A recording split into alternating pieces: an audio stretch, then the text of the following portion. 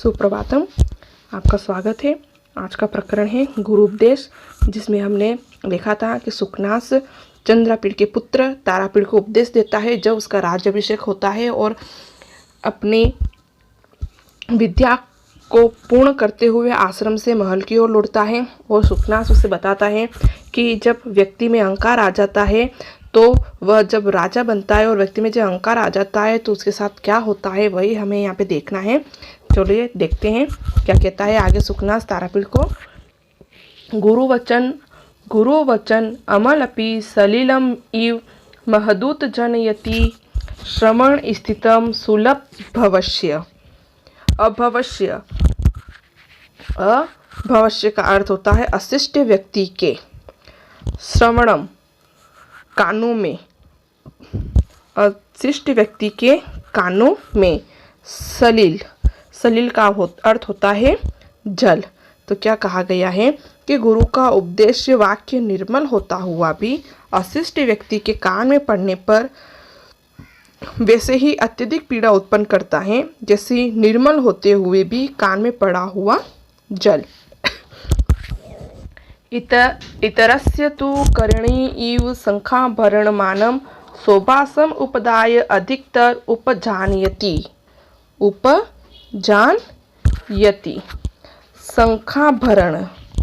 शंखाभरणम का अर्थ होता है शंख से बने हुए आभूषण। तो क्या कहा है कि गुरु उपदेश शिष्ट के अर्थात कान में पड़ा हुआ मुख्य शोभा में वैसे ही और भी अधिक वृद्धि कर देता है जैसे शंखों में गहना हाथी के मुख की शोभा में। हरति अति मलिन अंधकारम इव दोष जातम प्रदोषयन निशाकर इव।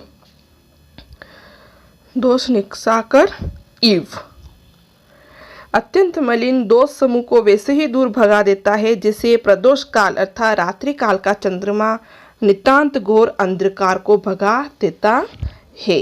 निशाकर का अर्थ होता है अंधकार, रात्रि, है ना। तो क्या कहा है कि अत्यंत मलिन दोष समूह को वैसे ही दूर भगा देता है जैसे रात्रि काल का चंद्रमा नितांत घोर अंधकार को दूर भगा देता है। गुरु उपदेश प्रसव हेतुवर्य परिणाम फलित रूपेण शीर्षे जल अमली कुर्वन् गुरु रूपेण तदे परिणयति।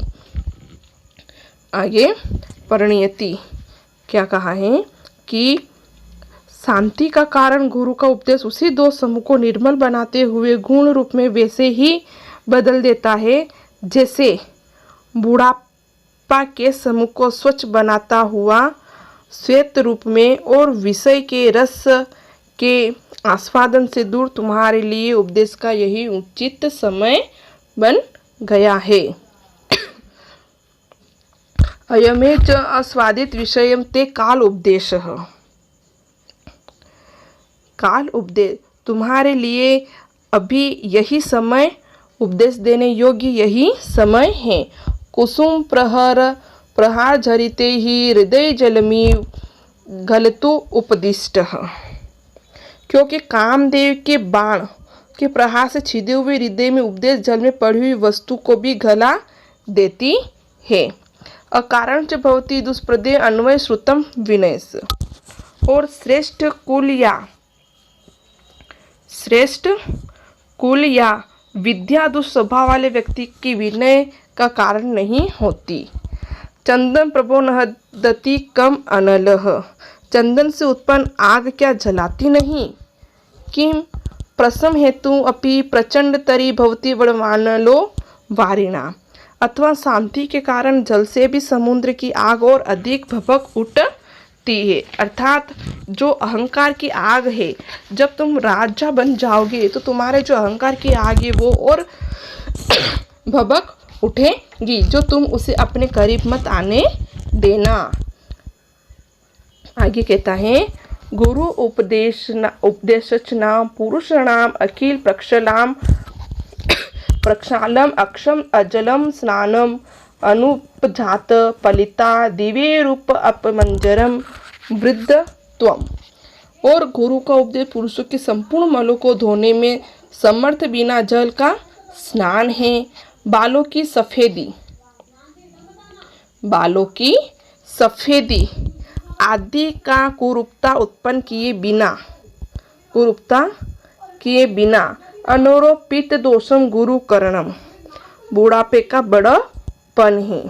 असुवर्ण विचरम अग्राम्य कर्ण भारम, अनुविश्रम अग्राम्य कर्ण भारम, सोने से बना न होने पर भी सुगढ़ गणा भरण है। अतीत ज्योतिरोलोक नोद्वेगकर प्रजा घर, बिना चमक का प्रकाश है। बेचैनी उत्पन्न करने वाला जागरण है। विशेषण तो राज्ञाम, विशेष रूप से राजाओं के लिए उपदेश देने वाले बहुत कम होते हैं। विरला ही हित उपदेष्टारः, अर्थात उपदेश देने हितैषी बहुत ही कम होते हैं। प्रतिशब्दक इव राजवचनम अनुगच्छति जनो भयात्, प्रतिध्वनि की भांति लोग भय से राजाज्ञा का अनुसरण ही किया करते हैं। उपदेश्यम अपि ते न शृण्वन्ति, उपदेश रूप में सुनाए जा रहे विषय को भी वे नहीं सुनते। श्रवणतो अपि च खेदयन्ति, और सुनते हुए भी हितोपदेश देने वाले गुरुओं को दुख पहुंचाया करते हैं। अहंकार दाह ज्वार मूर्छा अंधकारता वेला ही राज प्रकृति, राजा का स्वभाव अहंकार रूपी जलाने वाले बुखार से उत्पन्न व्याकुलता के कारण खोया खोया बेचैन रहता है। अलिकाभिमानो आनंद कारण धनानी, धन झूठा अभिमान तथा उन्माद पैदा करने वाला होता है। राज विष विकार निंद्रा प्रदा राजलक्ष्मी, और राजलक्ष्मी राज रूपी विष के विकार से आलस देने वाली होती है। इस प्रकार हे तारापीठ, हे राजकुमार, हे पुत्र, तुम जब राजा बन जाओ तो तुम्हें जरा भी अहंकार नहीं होना चाहिए और तुम अपनी प्रजा का पूर्ण रूप से रक्षक बने हुए रहना। इस प्रकार से सुखनास राजकुमार तारापीठ को नीति निर्देश रूपक उपदेश देता है। धन्यवाद।